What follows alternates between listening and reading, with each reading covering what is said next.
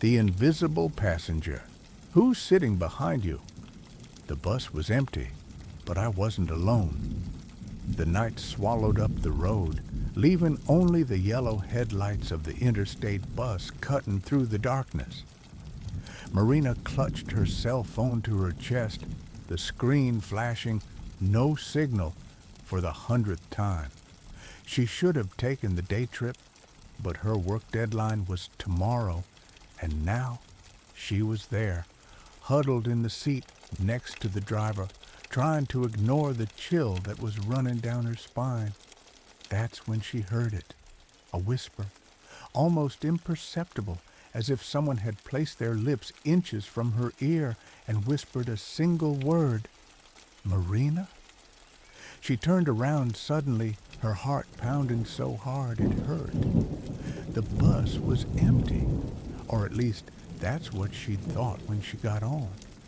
The driver, a quiet man in a cap, didn't seem to have noticed anything.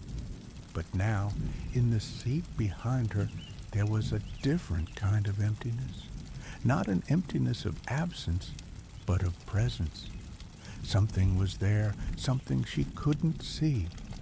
Her breath caught in her throat as she realized the seat behind her had dipped slightly, as if an invisible weight had settled. "Don't look." The voice came again, this time clearer, hungrier. Marina could smell something, a scent of wet earth and rotten flesh invading her nostrils. Her fingers trembled as they reached for the button to call the driver, but before she could press it, something cold touched her neck. And then, in the fogged-up window, she saw it, the reflection of a pale figure with black eyes and a smile too wide for a human face, sitting behind her. His lips moved in time with the voice that echoed once more. "Finally, you see me." The bus continued its journey down the deserted road.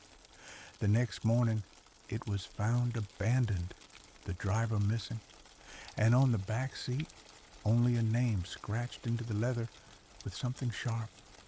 The abandoned bus was towed to a police yard, its doors still open, as if waiting for someone or something to return. The case was filed as unexplained disappearance, but Detective Rafael Costa couldn't ignore the details. First, the bus's security cameras. They had stopped working at exactly 3:17 a.m. that morning, but not due to a technical failure. In the last seconds of the recording, a blurry figure walked through the aisles, dragging something heavy, something that left a wet trail on the floor. Second, the ghost passengers. Raphael discovered that in the last 5 years, 3 people had disappeared on exactly the same route at the same time. They were all traveling alone. They were all last seen in the same seat.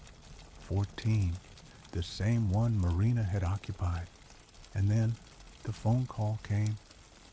"Detective Costa," a hoarse voice whispered in his ear, making his blood run cold. "You felt it too, right? His breathing behind you." The call ended before he could answer. When he traced the number, he discovered that it belonged to Marina Almeida, the latest victim. That night, Raphael decided to do what no other cop had the courage to do. He took the same bus at the same time and sat in seat 14. The driver, the same man in the cap, didn't say a word. The air grew heavy as the vehicle plunged down the dark road. Raphael kept his hand on his gun holster, his eyes fixed on the reflection in the window. For a long time, nothing, until the seat behind him creaked. Something settled there. He didn't need to look to know. It was there. "Did you come to hunt me, detective?" The voice was a wet whisper, as if coming from a mouth full of water. "But now, I'm taking you with me." Raphael turned suddenly, gun in hand. The seat was empty, but where someone should have been sitting, there was a dark stain spreading. Fresh blood, And then the bus lights went out. The driver laughed, a wrong laugh, as if it were two voices at the same time. Welcome to the endless road, Detective. When the lights came back on, the bus was empty. Raphael was alone, or almost. In the fogged glass, the reflection of pale hands closed around his neck, and the last thing he heard was the whisper, "The next seat is yours." The end. Or is it just the beginning?